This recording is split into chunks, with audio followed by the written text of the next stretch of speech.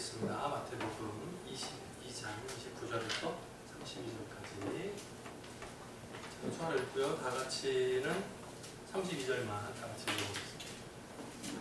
29절 예수께서 대답하여 가라사대 너희가 성경도 하나님의 능력도 알지 못하는으로 오해하였도다.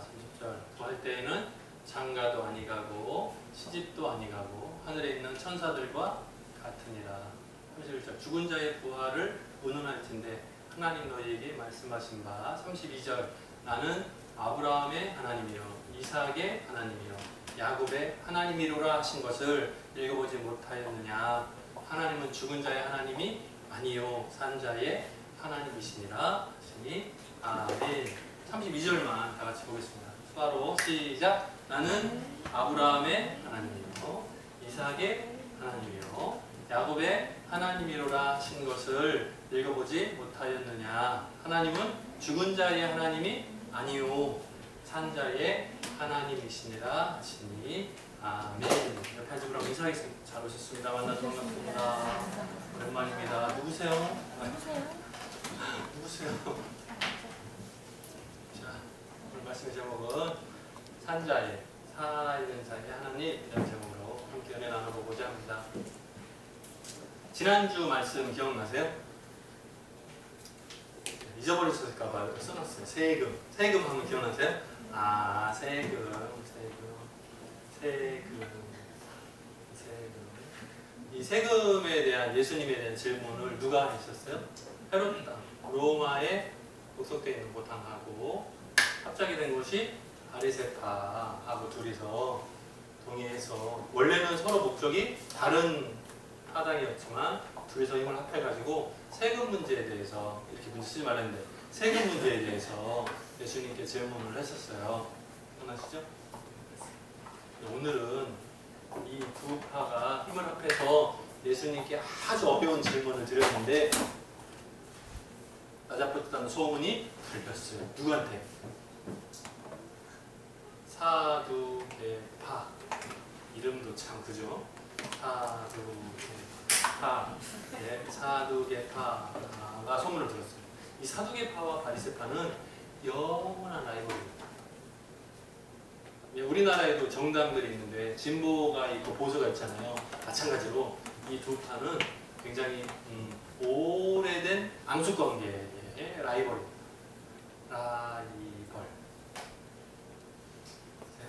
여러분 라이벌 있습니까? 혹시 여러분?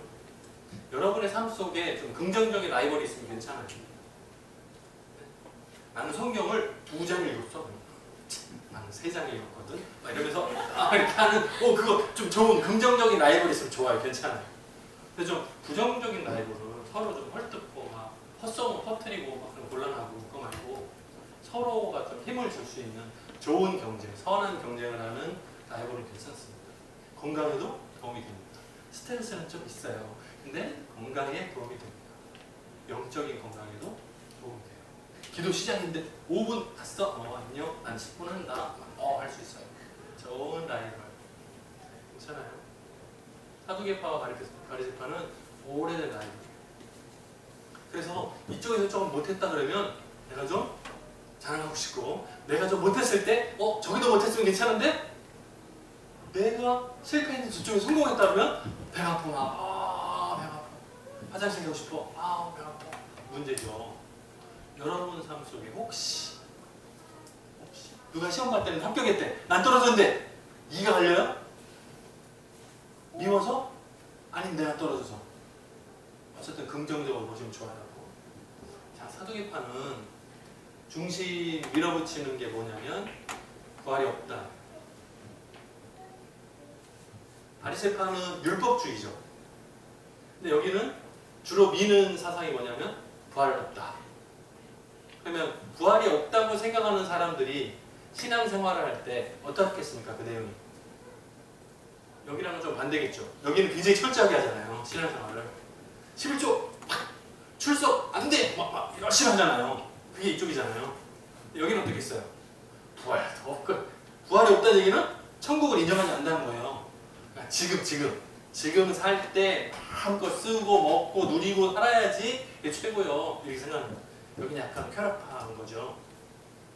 이쪽하고 이쪽은 굉장히 반대 경향이 있어요.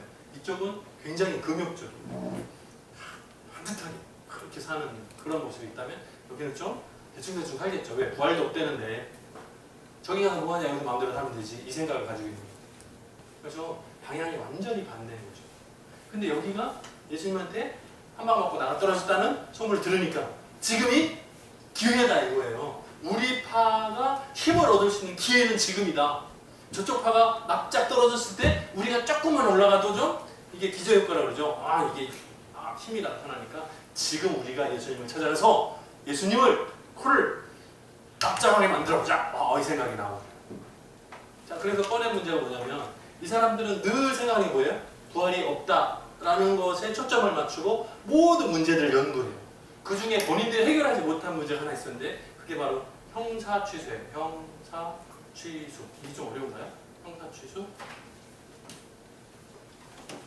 형사취수가 뭘까요? 자, 한자를 그대로 풀게요. 형, 사, 취, 형의 부인. 취하는 거예요. 형사취수는 오래된 전통이에요. 옛날 고대로부터 계속 이어져온 스타일이고요. 이거는 유대 사회 안에서도 똑같이 적용이 됐어요. 여러분 기억나세요? 창세기 39장에 나오는 이야기. 물론 이게 갑자기 39장은 뭐 얘기 나오죠? 이렇게 할 수는 없어요. 네, 어렵죠. 확인이 필요해요. 38 겉땡 38 이렇게 하면 안 되는 목사가 38장을 찾아보면 무슨 얘기가 나오냐면 유다가 나옵니다. 네 번째 아들. 야곱의 넷째 아들 유다가 나오고요. 그 다음에 유다에게서는 아들이 몇 명 있었죠? 3명이 있었습니다. 엘, 오난, 셀라 셋이 있었어요. 그래서 여기에 수아라는 자의 딸 이방 여인을 데려다가 결혼을 시킵니다. 내를 만나고 죽었어요. 형사취수의 원칙에 따라서 그 다음 여기에 결혼을 합니다. 근데 오난이 이 녀석이 엉뚱한 생각을 해요. 지금 내가 결혼을 해서 아이를 낳으면 누구 거? 죽은 형 것이 돼요. 그래서 형의 가문의 기업을 이을 자가 되니까 내가 지금 아이를 낳아주면 나중에 아버지의 유산을 상속할 때 손해다 이득이다? 엄청난 손해죠. 왜? 장남은 2배를 가져가니까 아버지 유산 전체 분량의 절반을 뺏기게 됐잖아요. 상황을 보니. 그래서 여기서 아이를 낳지 못하면 내 거가 늘어나니까 그래서 꼼수를 부립니다. 그래서 설정을 땅에다 해버려요. 이 문제가 생겨서 하나님께서 벌을 하셔요. 죽었어요. 그러면 아들이 셋 있는데 그 중에 둘이 죽었어요. 이제 셀라 하나 남았어요. 어떻게 해요? 셋째도 죽으면 안 되니까 유다 아버지가 무슨 생각을 하냐면 아직 나이가 어리니까 좀 더 기다렸다 하자 이렇게 막 미루는 그 얘기가 나요. 나중에 이 다말 며느리죠. 여기 원래 며느리가 창년이 척하고 중간에서 양털 깎으러 가는 그 중간 길에서 시아버지죠. 유다하고 사이에서 쌍둥이를 낳게 되죠. 기억나세요? 그래서 베레스와 세라를 낳고 이제 그게 이어지는 건데 거기서도 보면 형사취수의 모양새가 나오죠. 한 군데가 더 있습니다. 신약 성경에서도 똑같이 전통이 이어지는데 요한복음 4장에 보면 예수님께서 사마리아 땅을 지나가시게 됐어요. 그래서 수가라는 성에 들어가시게 됐는데 거기서 우물가에서 여인을 하나 만납니다. 그러니까 옛날 우물은 깊이가 깊어요. 깊은 우물을 본 적이 없죠. 저 어렸을 때는 그 외할머니 댁에 가면 마을 공동으로 사용한 우물이 있어서 물지개를 지고 올라갔다는 얘기를 한 적 있죠. 기억나세요? 거기 가면 두레박이라고 있어요. 그래서 이제 비가 오면 이게 안 되니까 뚜껑을 덮어놓기도 하고 이제 갓을 조그맣게 세워가지고 우물에 물이 비가 안 들어가게 위에를 갓을 씌워서 보호하기도 하고. 근데 거기에 도르래를 달아놓는 데는 부자만, 그 없는 데는 옆에 해서 옆에다 내려놓는 거를 본인이 직접 손으로 줄을 풀어가지고 내려야 돼요. 이게 땡기다가 주르륵 미끄러지면 여기가 뜨거워요. 그러니까 중간중간 매듭을 해놨어요. 땡기기 좋게. 그래서 맨 끝에 이렇게 물 바가지의 가운데 이렇게 달려있어요. 이게 이제 두레박이라고 하는데 그걸 넣어서 이렇게 휘휘 저으면 얘가 이렇게 물이 차면 끌어올리는 거예요. 그래서 한 바가지 붓고 이걸 또 넣고 해야 돼요. 근데 아마 옛날에도 여기는 건조한 사막 지대니까 우물이 깊었을 거라고요. 예수님은 빈손이고. 근데 이제 물을 달라고 합니다. 이 여자한테. 그 우물가에서 만난 여자한테 물 좀 달라 해요. 근데 왜 당신이 나한테 대면을 합니까? 오히려 질문을 해요. 왜요? 예수님은 유대인이고 자기는 사마리아 여인인데 유대인하고 사마리아 사람하고는 상종을 하지 않죠. 말도 섞지 않고. 원래 그 당시 상황이 그랬죠. 근데 그때 예수님이 그래요. 네가 물 좀 달라는 내가 누군 줄 알았더라면 오히려 나한테 물을 달라고 했을 것이다.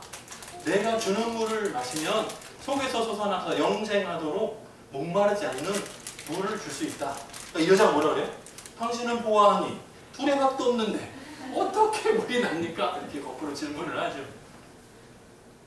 내가 주는 물을 마시는 자마다 목마르지 않고 영원토록 샘에 솟아난다. 이 설명을 해요. 이제 복음, 하늘나라 복음에 대한 설명을 하죠. 이제 뒤늦게 이 여인이 깨닫죠. 그리고 좀 감추려는 기색이 있어요. 그때 예수님이 질문하세요. 네 남편을 데리고 와봐. 왜요? 이 여인의 마음을 찌르기 위함인 거예요. 그러니까 이 여자가 뭐라고 대답을 하냐면 긴 설명하기가 곤란하니까 저는 남편이 없습니다. 이렇게 말해요. 그러니까 예수님이 왔다 너는 남편이 없구나. 지금까지 남편이 5명 있었는데 지금 함께 사는 사람은 네 남편이 아니니까 남편이 없다는 네 말이 맞구나 이렇게 말해요. 그러니까 이 여자가 당황을 하죠. 왜? 자신의 과거 말 한마디 하지 않는데 다 알고 있는 거예요.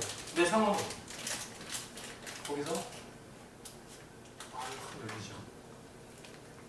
그리고 이제 마을로 뛰어가서 메시아가 왔다고 막 하는 얘기가 나와요. 거기서도 보면 마찬가지로 어찌됐거나 남편이 여럿이었던 여인의 이야기가 나와요.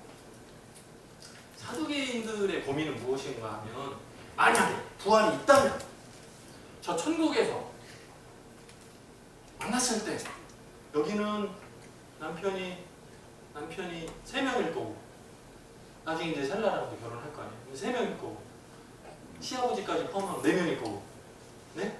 다말의 남편이 숫자가 너무 많잖아요. 그러면 여기 요한복음에 나오는 우물가의 여인은 남편이 5명이었고 지금 함께 사는 사람은 남편이 아니니까 합하면 6명이고 뭐 이런 식의 계산이 나오는 거죠. 왜? 그런 경우가 주변에 많은 거예요.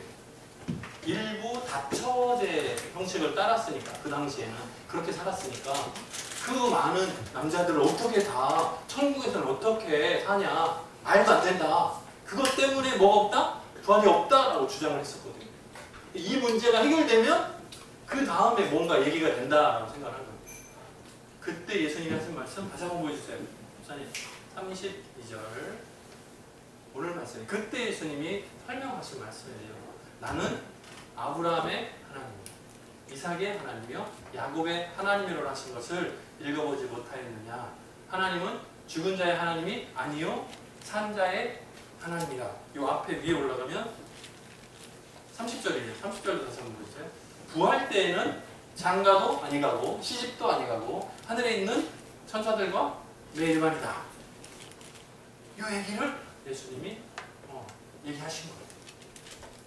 자, 사두개파 사람들이 우리가 오는 답은 이게 아닌데 예수님이 황당해하면서 식은땀을 흘리다가 조용히 도망가는 정도로 생각을 했는데 우리가 하나님 나라에 대해서 잘 몰라서 오해하는 사람의 수준이구나 라는 얘기를 했어요. 근데 예수님의 설명 중에서 32절에 말 나오는 것처럼 예수님은 산자의 하나님을 설명하고 있습니다. 예수님이 하신 말씀 가운데 나는 부활이요 생명이니 나를 믿는 자는 죽어도 살겠고 물은 살아서 나를 믿는 자는 영원히 죽지 아니하리니 이것을 내가 믿느냐? 이 질문이 꼭 사두개파만 질문한 것은 아니에요. 우리들 모두에게 그 당시 예수님을 따라다니는 모든 사람들에게 하신 말씀입니다. 자, 부활이 있다 없다? 있다. 예수님이 직접 설명하신 내용이잖아요. 부활이 있다, 확실하다, 있다 라는 말이.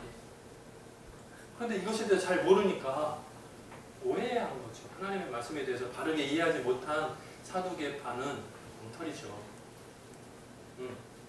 근데 오늘 말씀에 나온 것처럼 살아있다, 산자의 하나님이다 라는 말씀이 좀 새롭게 와닿기를 원합니다. 아브라함의 하나님, 이삭의 하나님, 야곱의 하나님. 어때요? 아브라함, 이삭, 야곱 살았어요? 죽었어요? 옛날에 죽었는데요? 그죠? 오래전에 죽었어요. 한 4,000년 전에 죽었어요? 그러면 죽은 자의 하나님 아닌가요? 어때요? 예수님은 이미 죽은 자라고 생각했던 사람, 믿음의 조상 세 사람을 언급하면서 산자의 하나님이다 라는 설명을 하셨어요. 다시 말하면 아브라함과 이삭과 야곱은 살아있다 죽었다? 살아있다는 뜻입니다. 살아있다는 거예요. 그 영혼이 살아서 하나님 앞에 있다는 거예요. 그래서 산자의 하나님인 거예요. 죽었었던 사람의 하나님이 아니라 산자의 하나님이라. 자, 우리가 예수 믿고 구원받으면 새롭게 태어났습니다, 거듭났습니다 라고 말 표현합니다. 그러니까 우리는 살았습니까? 죽었습니까? 헷갈려요? 아, 헷갈려? 살았잖아요. 내 육신이 살아있는 거 말고 우리의 영이 죽었었는데 예수 믿고 살았잖아요. 새롭게 태어났잖아요. 두 번째, 거듭났잖아요. 우리가 살아있는 거예요. 내 육신이 늙어서 죽어도 나는 살아있는 거야. 그래서 산자의 하나님입니다. 우리가 우리 교회론에 대해서 얘기할 때, 교회 분류를 할 때 형태가 있는 교회, 형태가 없는 교회 설명했었어요. 기억나세요? 유형교회, 무형교회 설명했었어요. 기억나세요? 유형교회, 형태가 있는 교회는 뭐예요? 겉으로 보이는 모든 성도들을 다 포함한, 교회 출석자들을 다 포함한 교회. 근데 무형교회는 뭐였어요? 구원 얻은 자들의 모임 교회였어요. 그러면 산자의 하나님, 그러면 어느 쪽입니까? 구분하시겠어요? 무형교회의 하나님인 거예요. 산자의 하나님이라는 뜻은 구원 얻은 천상교회의 하나님이란 말이에요. 우리가 이 땅에서, 이 세상에 살고 있지만 우리는 하나님 나라에 들어갈 거니까 천상교회의 하나님인 거죠. 그게 산자의 하나님하고 똑같은 말이죠. 이해되셨어요? 철새를 보시면 철새 이렇게 써야맞죠? 철새 하면 이상한 거죠, 그죠? 철새를 보시면 봄에 여기서 살다가 이렇게 날아가는 게 아니죠? 이렇게 날아갔다가 기력이 이렇게 날아가잖아요. 날아갔다가 다시 때가 되면 돌아오죠. 그 길을 어떻게 아는 거죠? 여러분 생각에는 어떠세요? 찍어요, 카메라로 날아가면서 쭉 찍었다가 돌아올 때 그대로 거꾸로 보면서 이렇게 오는 거예요? 어떻게 하는 거죠? 어떻게 하는 거예요? 과학적으로 연구가 됐어요? 우리가 보통 머리 나쁜 사람을 새 이렇게 말합니다. 네? 새 이렇게 말해요.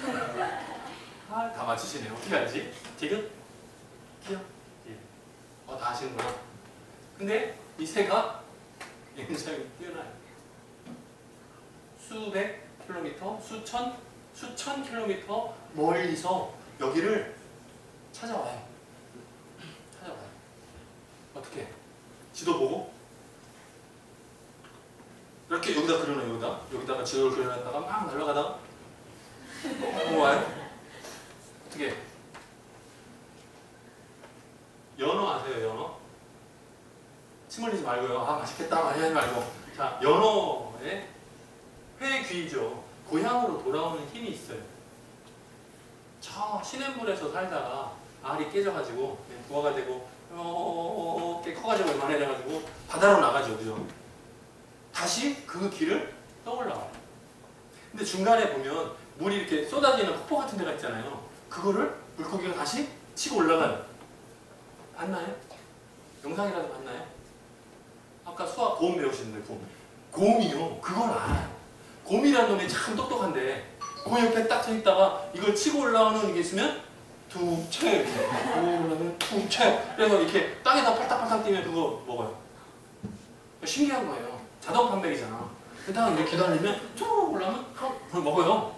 거기서 기다렸다가 아주 신기한 동물의 세계. 그런데 문제는 뭐냐면 이 연어가 굉장히 멍청하잖아요.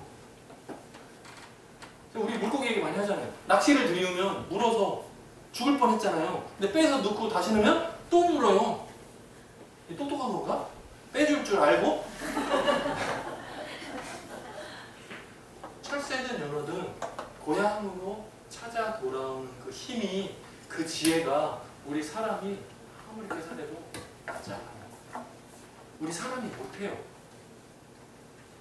사람은 한국에서 태어나서 어디 다른 나라 해외로 입양하면 찾아오기가 너무너무 힘들죠. 막 TV, 신문에 광고 내고, 막 고향을 찾아가보고, 얼굴 어렸을 때 사진을 들이밀고 막 해도 찾기 어려운 거 많아요. 근데 수많은 새와 물고기들이 고향을 찾아오는 힘을 가지고 있어요. 이걸 보면 뭐라고요? 뭘 깨달을 수 있어요? 아, 하나님을 믿는 우리들도 하나님 앞으로 돌아오는 힘, 영적인 회귀 능력이 필요하겠죠. 생각합니다. 뭐라고요? 살아있으면 그래서 우리가 보통 어렸을 때 신앙생활이 중요하다는 말 많이 해요. 왜요? 중간에 당황하더라도 영적인 회귀 능력에 따라서 나와요. 물고기보다는 사람이 똑똑하니까. 네? 철새보다는 사람이 똑똑하니까 하나님 은혜 주시면 뒤늦게라도 지각생이라도 온다고요. 영적인 회귀 능력이 돌아온다. 산자의 하나님. 죽었을 때는 돌아오지 못해요. 죽었었으니까 돌아올 힘이 없어요. 살아있으면 돌아온다.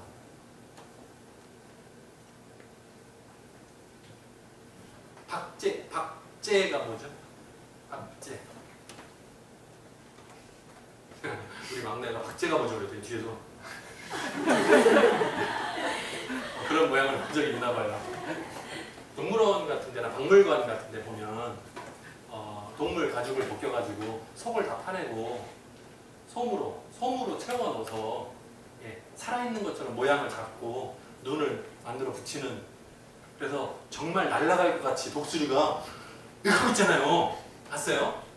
사슴을 목 잘라가지고 벽에다 걸어놓잖아요. 이렇게 사슴을 하고 있잖아요. 봤어요? 사냥한 기념으로 잘라가지고 걸어놓는 거 있잖아요. 근데 보면 살아있는 것 같잖아요. 밤에 이렇게 후레쉬 쫙 있다가 눈이 깜짝 놀리잖아요. 영화 봤잖아요. 그런 거 나오잖아요. 그게 박제라는 거예요. 살아있어요. 그런데 죽었어요. 요한계시록 성경 3장에 보면 사대 교회 이야기가 나옵니다. 네가 살아있으나 죽었다. 평을 받아요. 우리가 몸뚱아리는 살아가지고 잘 걸어다녀요. 돌아올 능력을 상실하면 죽는 거죠. 그러면 다시 찾아가서 복음을 전해야 돼요. 말씀의 은혜를 전해야 돼요. 깨워야 돼요. 죽었다. 아니다. 잔다 하시니 깨우는 것처럼. 하나님은 죽은 자의 하나님이 아니고 산자의 하나님. 그 말씀을 한번 깊이 묵상을 한번 해보세요. 저는 처음에 이 산자의 하나님이라는 단어를 처음 이해했을 때 굉장히 놀랐어요. 아브라함의 하나님, 이삭의 하나님, 야곱의 하나님, 그냥 늘상 믿음의 조상이니까 이렇게 그 믿음의 꼴 따라 사는 거지라고만 생각을 했어요. 근데 그게 아니고요. 하나님은 그런 죽었던 사람들의 이름을 사용하시는 하나님이 아니라고. 아브라함이 지금 살아있기 때문에 아브라함의 하나님이라고. 우리는 육신적인 기준에 따라서 돌아가셨다고만 생각하지만 아니라고요. 살아있는 분들의 하나님이라고. 그분들이 예수 믿고 육신은 죽었지만 살아 계시다고요. 산자의 하나님이라고. 우리가 성경을 오해하면 곤란하다. 잘못 생각하면, 잘못 오해하면 사두개파 같은 느낌이 들어요. 그래서 조심해야 돼요. 우리가 하나님 나라 가서 만나면 천사들과 똑같이 만나는 거예요. 과거에 가족관계 증명서 찾아가지고 막 이상가족 찾는 게 아니고 하나님을 찬양하는 천사들과 같이 그런 모습으로 만납니다. 너무 그거에 매이지 마시고 살아있는 사람, 산자의 하나님이라는 생각으로 이번 한 주간 살아있는 그 힘으로 살아갈 수 있기를 주님의 이름으로 축원합니다. 기도하겠습니다. 사랑이 많으신 하나님 아버지 감사합니다.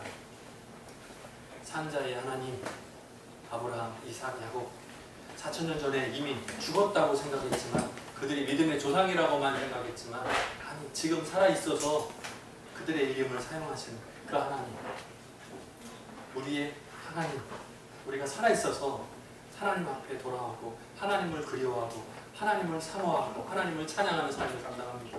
이번 한 주간 동안도 산자의 하나님, 우리가 살아있어서 하나님을 찬양하고 그 이름을 높여드릴 수 있는 우리들의 삶이 되게 도와주옵소서. 간절히 소원하고 예수님의 이름으로 기도드립니다. 아멘.